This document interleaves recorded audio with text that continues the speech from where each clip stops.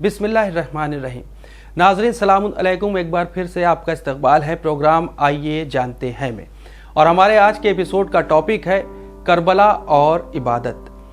عبودیت کو ایک انسان کی روح کے درجہ کمال تک پہنچنے، خداوند عالم سے نزدیک ہونے اور اس کی ذات کے سامنے تسلیم ہونا بیان کیا گیا ہے۔ ایسی عبادت جو صرف رکوع، سجود اور قیام پر منحصر نہ ہو، بلکہ کمال مطلق کے سامنے بغیر کسی قید و شرط کے تسلیم ہونے کو بیان کرتی ہے۔ ایسی عبادت جو ہر طرح کے عیب و نفس سے پاک و پاکیزہ ہو۔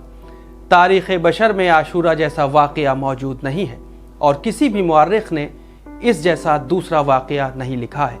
یہ واقعہ اس سکے کی طرح ہے جس کے دو مختلف اور ایک دوسرے سے جدا رخ ہیں۔ اس کے ایک طرف خیانت، بے وفائی، ظلم و ستم، بے رحمی اور قساوت ہے، اور دوسری طرف وفاداری، جانبازی، ظلم و ستم کو قبول نہ کرنا، صبر اور قضاء الہی کے سامنے سر تسلیم خم کرنا ہے۔ کربلا میں دو لشکر ایک دوسرے کے سامنے تھے۔ ان میں سے ایک رسول صلی اللہ علیہ وآلہ وسلم کے اہل بیت اور ساتھی، اور دوسرے خبیث ترین شیطان کے مددگار تھے۔ ایک لشکر ایک رات کی مہلت مانگ رہا تھا تاکہ اپنے خدا سے تنہائی میں راز و نیاز کر سکے اور اس ذات الہی سے ملاقات کے لیے آمادہ ہو سکے، اور دوسرا لشکر پستی اور ذلت کی انتہا تک پہنچ گیا تھا، جو پیغمبر اکرم صلی اللہ علیہ وآلہ وسلم کی یادگار کو قتل کرنے کے لیے آمادہ تھا۔ عجیب رات تھی۔ امام حسین علیہ السلام کے ساتھی اپنے پروردگار کی بارگاہ میں مناجات کر رہے تھے، اور کربلا کی پوری فضا شہد کی مکھیوں کی بھنبھناہٹ کی مانند ان کی آوازوں سے گونج رہی تھی۔ عاشورہ کے دن نماز ظہر کے وقت امام حسین علیہ السلام نے اپنے اصحاب ابو ثمامہ کے سوال پر فرمایا، تم نے نماز کا خیال رکھا، خدا تمہیں نماز گزاروں میں شمار کرے۔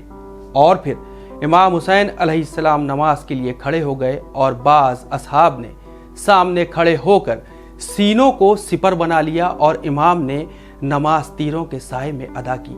یہ تاریخی اور بے نظیر نماز روح عبادت کو زندہ کرتی ہے، اور مفہوم عبادت کو راہ حق تلاش کرنے والوں کے لیے آشکار کرتی ہے۔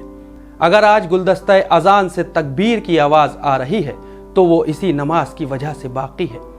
امام حسین علیہ السلام نے اپنی گراں قدر عمر کے آخری لمحات میں اپنے پروردگار سے اس طرح مناجات کی، خدایا اے بلند و بالا مقام و مرتبہ رکھنے والے، جو کہ بہت طاقتور ہے، مخلوقات سے بے نیاز ہے، بہت وسیع، کبریائی کا مالک ہے، تو جو چاہے اس پر قادر ہے، تیری رحمت نزدیک اور تیرا اندازہ صحیح ہے، تیری نعمتیں بہت زیادہ ہیں، جب بھی تجھے پکارا جائے تو نزدیک ہے، اپنی مخلوقات پر محیط ہے، تو توبہ کرنے والوں کی توبہ قبول کرتا ہے، جس چیز کا ارادہ کرے اسے انجام دیتا ہے، ضرورت مند تجھے پکارتے ہیں اور وہ تیرے مشتاق ہیں، تیری بارگاہ میں گریہ کرتا ہوں اور تجھ سے ہی مدد طلب کرتا ہوں، صرف تجھ پر توکل کرتا ہوں۔ تو ناظرین، یہ تھا ہمارا مختصر ایپیسوڈ۔ اپنی رائے ہمیں winislam@gmail.com پر دینا نہ بھولیں۔